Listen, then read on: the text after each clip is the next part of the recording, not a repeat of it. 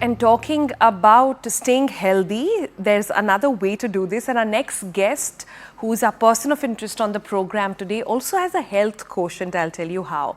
Now, we want to bring you stories and people that inspire you right in the morning.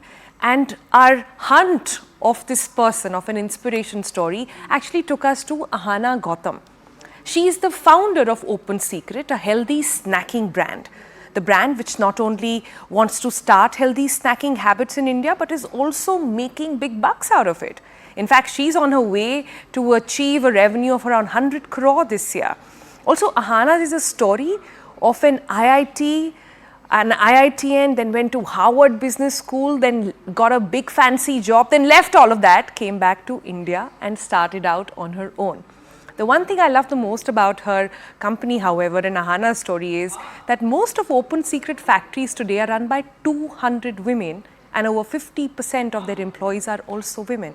So I'm very curious to understand what is this not so secret recipe for Ahana's success. With that, let me just welcome her straight away on the program. Good morning, Ahana. How are you doing today?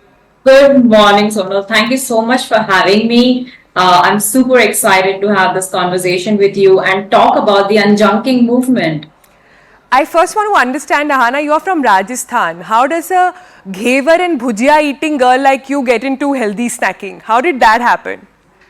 Absolutely. The reason why I started Open Secret, it goes back to my upbringing, my childhood. As you mentioned, I grew up in a small city of Rajasthan called Bharatpur. In fact, I was raised by a single working mother. So you could imagine a very, very overweight kid always sitting bhujia and ghevar and eating. And no doubt, I was 3x my current size. I was such an overweight kid.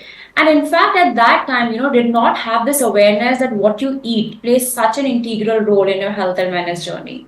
It was only fast forward when I was in the US studying at Harvard Business School, and I still remember, this one visit to Whole Foods, and they only had better for you products. They did not place any junk products in these stores. And that made me wonder why in India we don't have this access. Like we are talking on, online, we have moved from as a country from 2G to 5G. But if you go to an average household, you open up their kitchen and you check their snacks. It's pretty much the same age old snacks filled with maida, trans fat, palm oil. Yeah. And that really made me wonder how can we change that? And not just homes though, Ahana, at airports, at railway stations, wherever you go, at cafeterias, there is such a dearth of just, if you want to eat clean, you often don't end up finding that. A basic thing like a banana is not available in places like these. And I think that's what we are really talking about. But let me also understand this from you.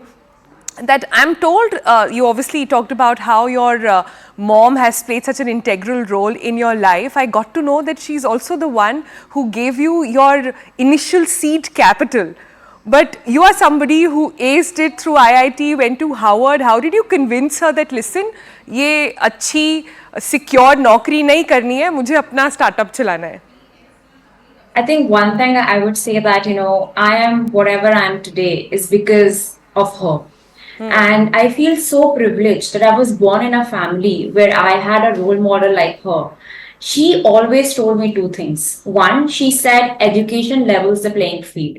No matter what your gender is, which small city you come from, if you have great education, you can make a difference in the world. And those words were inspiring for me and actually were the fuel to go to IIT Bombay and Harvard Business School. And second thing, she always told me that, be financially independent because once you are financially independent, you can make the decisions of your life. And even when I was starting up, at 30, lot of my family members were like, अरे पहले शादी कर लो, settle हो जाओ, उसके बाद you can start up, right? Start up तो कभी भी कर सकते हो.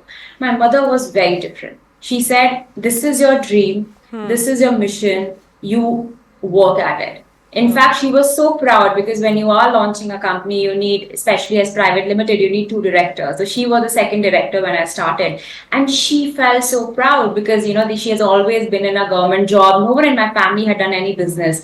So I would definitely say that her courage acted like a shield and protected me from all the biases. And that's the big inspiration at Open Secret. I truly believe that a woman like me has to create a difference, at least in my circle of control? How can I bring more women onto this journey? And not only on the shop floor where we have all women are making these products, but also at different levels. The CXOs are women. Within an organization, more than 50% are women. Because I think it's high time that we not only talk about it, but we do something about it. So lovely to hear this. Kudos to you for doing all of this. But Ahana, if I might, I also know you tragically lost your mum during the second wave of the pandemic.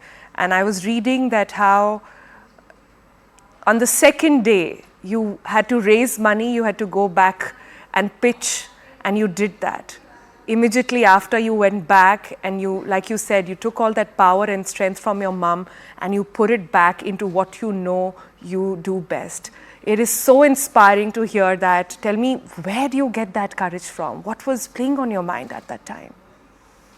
Yeah, I would say that, when people say entrepreneurship is a roller coaster journey, it is. And that was definitely the lowest phase of my life because my mother has been the source of inspiration for me. And during COVID wave two, I still remember I was the one who cremated her. And given the restriction, there was nobody else. It was just her and me. And I remember I had a conversation with an investor for a fundraise the next day. And I had two paths ahead of me. One was that I could take a pause and I could grieve. And the second path was that I leverage or I re navigate this pain into something more meaningful to drive towards a purpose so that I can keep her legacy alive. And I have realized that, there are certain crucible moments in life. This was definitely for me one of those moments. And it has given me a big purpose in my life. And a big purpose is that, the outcome is same for everyone. This is one life. And I really want to ensure that I'm living it for a purpose which is bigger than me. And I think that day I decided that for me, it's all about building this brand or building these products for millions of mothers out there, for millions of families out there, and make a mission which is not just about me, but making a meaningful difference. So I definitely feel that, and there are these low moments in entrepreneurship journey, but when you have a stronger purpose, it really acts like a guiding north star during those times.